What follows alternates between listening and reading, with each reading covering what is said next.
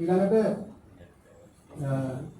අනිත් කාරණය තමයි වතුපිටිවල ආයෝජන කලාපය. ආයෝජන කලාපයේ පහුගිය කාලේ ගොඩාක් ප්‍රශ්න මතුවෙච්ච තැන විශේෂයෙන්ම මේ ආයෝජන කලාපයේ කර්මාන්ත ශාලාවලින් ඉවතලා වන ද්‍රව්‍ය අරගෙන බැහැරට ලබ් දෙන ද්‍රව්‍ය අරගෙන විශාල ප්‍රදේශයේ අහිංසක මිනිස්සු ජනතාව විශාල ප්‍රමාණයක් ජීවත් වෙනවා. ඒකට යම් යම් ප්‍රශ්න රාශියක් පහුගිය වකවානුවල මේ පහුගිය රජයන් වල මේක සිද්ධ වුණා. යම් යම් අය ගිහිල්ලා බලපෑම් කරලා මේ අහිංසක මිනිස්සුන්ට ගන්න දෙන එක නවත්තලා වෙන වෙන අය අරගෙන නොයෙකුත් කඩන්ත සිද්ධ වුණා. හැබැයි මම සභාපති කාර්යසභාවේ සභාපතිවරයා ඉන්නකොට අපි වල මැදිහත් වෙන්න ගියේ නෑ. මට ඉහළින් හිටපු දේශපාලන අධිකාරියට මේවා මැදිහත් වෙන්න අපි යොමු කළා. ඒ යොමු වෙලා ඒවකට ආසන්න වශයෙන් මේ අරගලෙන් පස්සේ රනිල් වික්‍රමසිංහ ජනාධිපතිතුමා බිහි වෙනකොටත් හිටපු ඒ කර්මාන්ත භාර අමාත්‍යවරයා මේකට සාධනීය පිළිතුරක් ලබා දුන්නා. එතුමා කිසිම දේශපාලන වැඩියක් වීමක් නැතුව එතුමා ඒ එල්ලුම් කරන අයට මේකට ලියාපදිංචි දෙන්න කිව්වා. ඒ කියන්නේ ඒකට අවශ්‍යතාව ටිකක් සම්පූර්ණ කරගෙන මෙන්න මේ විදිහේ ගෙවිලා අරගෙන ඇවිල්ලා මේ විදිහට ලියාපදිංචි වෙන්න කිසිම දේශපාලන ભેදයක් නැහැ. මේ ලියාපදිංචි වෙන අයට ඒ සතියක් කර සතියක් හරි සති දෙකක් කර මහාධිකතරයක් හරි මේ දෙන විදිහේ බදු ටික ලබා ගන්න ක්‍රමවේදයක් හදලා ඒක තමයි දැන් මේ ක්‍රියාත්මක වෙන්නේ. ඉතින් මම කියන්නේ මේ වගේ ක්‍රියාත්මක වෙන අනකොට ඔබතුමාලා පාලනය ආවට පස්සේ මේ මෑතක දිනක මේ යනවා කවුරු හරි කණ්ඩායමක් මෙතෙන්ට ගිහිල්ලා 13 දෙනෙක්ගේ නාම ලේඛනයක් බාර දෙනවා මේ අයට බඩු දෙන්න කියලා. මේ අයටත් අර අයට වගේ ඒ ගන්න බඩු ලබා දෙන්න කියලා ඔබතුමාලා ගිහින් බාර දීලා කියනවා.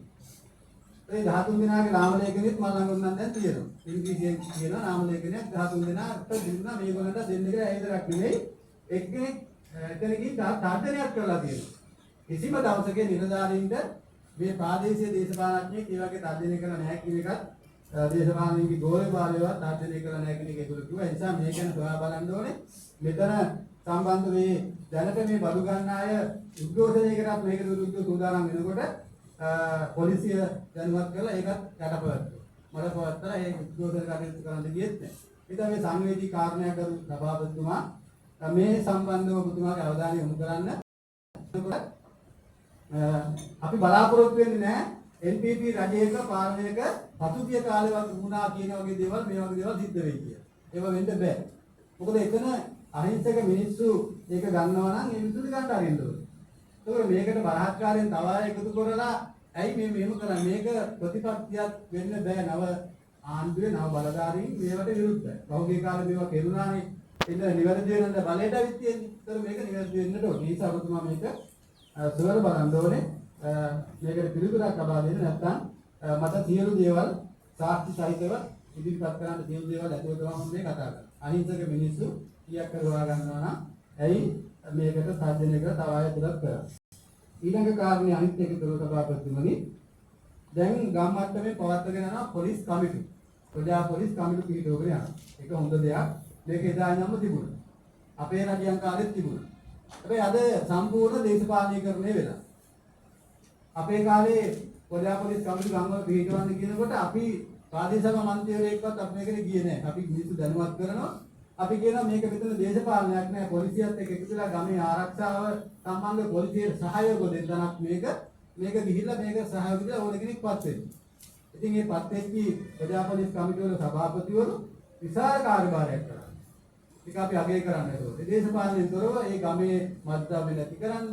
එතකොට ඒවත් කියන දැන් දොරටු කියලා පොලිසියට සහයෝගය ඒවා ඉවත් කරන්න. එතකොට නොයෙකුත් කරන්න. හැබැයි අද වෙනකොට මේ ප්‍රජා පොලිස් කමිටුව ආයේ පටන් ගන්න තියෙනවා පත් කරන්න. බොහොම කනගාටුයි කියන්න අද වෙනකොට ප්‍රජා පොලිස් කමිටුවට පත් වෙන්න ඕනේ මෙයා NPP එකේ වෙන්න මෙයයි පත් වෙන්න ඕනේ කියලා පොලිසියම අද කියන තාත්තට පත් වෙනවා.